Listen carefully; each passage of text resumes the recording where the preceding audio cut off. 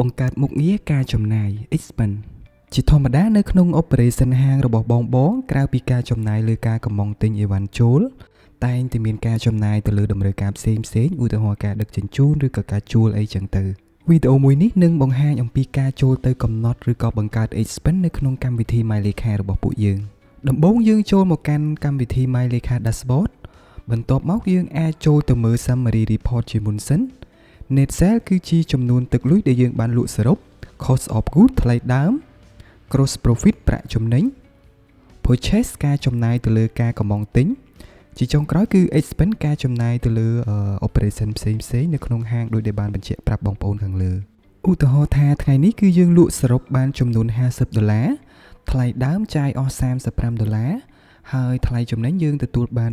$15តែដោយសារយើងបានចំណាយអស់$1អញ្ចឹងគឺកន្លែងចំណេញផ្ទាំងពណ៌ខៀវខាងស្ដាំនេះគឺនៅសល់តែ$14ទេអ្វីដែលយើងផ្ដោតសំខាន់ឥឡូវគឺ expense ដើម្បី add expense ដំបូងយើងចូលទៅកាន់ feature expense មក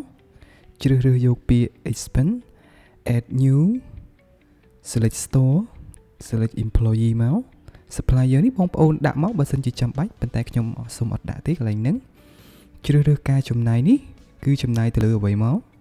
ហើយកន្លែងនេះបើសិនជាបងប្អូនចង់បង្កើតថ្មីគឺយើងចូលទៅកន្លែងសញ្ញាលេខបូកនឹងមកតែដោយសារតែយើងមានស្រាប់ហើយយើងអាច select បានអញ្ចឹងឧទាហរណ៍ខ្ញុំចង់ចំណាយ$2ទៅលើថ្លៃ delivery កន្លែង attachment file នេះគឺសម្រាប់ឯកសារយោងផ្សេងតែបើគ្មានក៏មិនចាំបាច់ដាក់នោះដែររួចយើង add payment មកបន្ទាប់មកគឺយើងធ្វើការ create ឥឡូវនេះគឺយើងបានបង្កើត expense នេះរួចហើយឥឡូវយើងត្រឡប់ទៅមើលទាំងអស់គ្នានេះគឺជា expense ដែលយើងបានបង្កើតអំបញ្ញមិញដើម្បីចូលទៅ check មើលរបាយការណ៍តាក់ទងនឹង expense នេះគឺយើងចូលមក report ហើយស្វែងរកពាក្យ expense by category report ខាងក្រោមនេះវានឹងបង្ហាញ category មួយណាដែលបានចំណាយច្រើនជាងគេ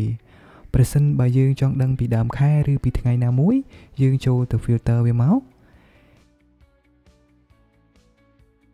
នេះវានឹងបង្ហាញលម្អិតថាការចំណាយដែលច្រើនជាងគេគឺការជួលបន្ទាប់មកទៀតគឺ delivery ហើយបើយើងចំណាយទៅលើអ្វីផ្សេងបន្ថែមទៀតវានឹងលោតជាក្រាបបែបហ្នឹងដូចគ្នាឬក៏យើងអាច switch ក្រាបវាទៅជាទម្រង់បែបនេះក៏បានតែខ្ញុំសូមដូរមកធម្មតាបែបនេះវិញបន្តមកទៀតរបាយការណ៍ហ្នឹងបើសិនជាយើងអត់ចង់មើលក្រាបទេយើងអាចមើលនៅក្នុងកន្លែងខាងក្រោមនេះគឺវានឹងបង្ហាញ amount បែបនេះបើយើងចង់ទាញយករបាយការណ៍ជាលក្ខណៈ Excel ឬក៏ PDF គឺយើងអាចចូលមកកន្លែងនេះមក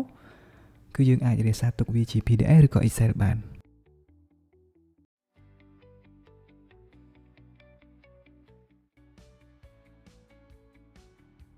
សម្រាប់វីដេអូនេះគឺមានតែប៉ុណ្្នឹងទេសម្រាប់ព័ត៌មានបន្ថែមបងប្អូនអាចតាក់ទងមកពួកយើងបានតាម Telegram ខាងក្រោមនេះ